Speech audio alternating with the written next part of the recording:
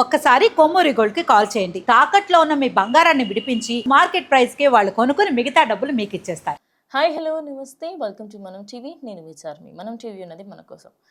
ప్రస్తుతం నాకు ఈ మధ్య కాలంలో పాకిస్తాన్ గురించి ఏమైనా చెప్పాలి అన్నా కూడా చాలామంది ఇండియన్ ఎక్సైట్గా వెయిట్ చేస్తున్నారు. మరి ఇండియన్స్ అంతా ఎక్సైటెడ్గా వెయిట్ చేయడం గల కారణం ఏంటంటే ప్రజెంట్ ఈ న్యూస్ అనమాట. పాకిస్తాన్ వాళ్ళు సిగ్గుపడుతున్నారట. అబ్బా, వినడానికి ఎంత బాగుంది కదా, కానీ అసలు ఇది నిజంగా జరిగింది. ఎందుకంటే పాకిస్తాన్ ప్రస్తుత పరిస్థితి ఎంత దారుణంగా ఉంది అంటే అక్కడి ప్రజలకు సంబంధించి గవర్నమెంట్లు ఏమీ చెయ్యలేక, గవర్నమెంట్కి సంబంధించి అక్కడ ఉద్యోగాలు ఇవ్వలేక, అక్కడ తిండికి తిప్పలు, అదేవిధంగా వాళ్ళు తినే ఆ రోటీ చపాతీ ఏదైతే ఉంటుందో అది కూడా దిక్కు దివానా లేనటువంటి పరిస్థితిలో, అంత దీనమైన పరిస్థితిలో ప్రజెంట్ పాకిస్తాన్ అయితే ఉంది.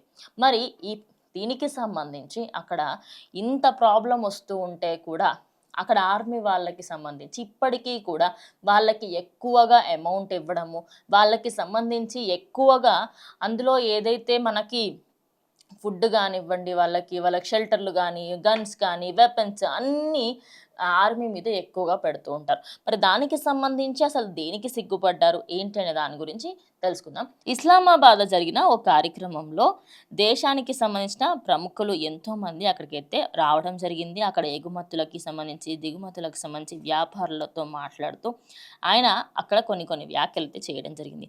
ఇక ఆయన మాట్లాడిన దానికి సంబంధించి ఆర్మీ చీఫ్ అసీం మునీర్ ఆయన అక్కడ మిత్రు దేశాలతో కలిసి కొంచెం వాళ్ళతో మాట్లాడినప్పుడు వాళ్ళ వద్దకు వెళ్ళి అప్పులు అడిగాడట.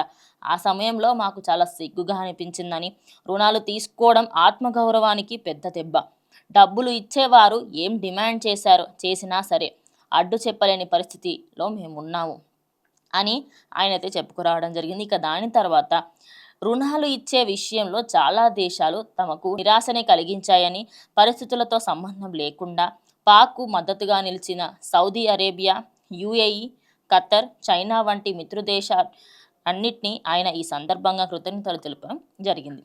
ఓకే, సో బేసిక్గా ఏంటంటే సౌదీ అరేబియా, అదేవిధంగా యుఏఈ, ఖతర్, చైనా ఇవన్నీ కూడా ఆయనకి సపోర్ట్గా ఉండి మేము మీకు మద్దతు ఇస్తాము అని కూడా చెప్పినందుకు ఆయనకి థ్యాంక్ యూ అని చెప్పేసి కూడా చెప్తున్నారు. కానీ ఇంకొన్ని దేశాలు ఏవైతే ఉన్నాయో అవిట్ల దగ్గర నుంచి వాళ్ళకి ముందు నుంచి అయినా కూడా నెగిటివిటీ ఎక్కువగా వస్తుంది. అంటే మీరు దేశాన్ని అభివృద్ధి చేయకుండా మిగతా విషయాలపైన ఎక్కువగా ఫోకస్ చేస్తున్నారని, ఇలా ఫోకస్ చేయడం బట్టే మీ బ్రతుకులు ఇప్పుడు ఇలా ఉన్నాయి అని చెప్పేసి మాటలు కూడా అన్నట.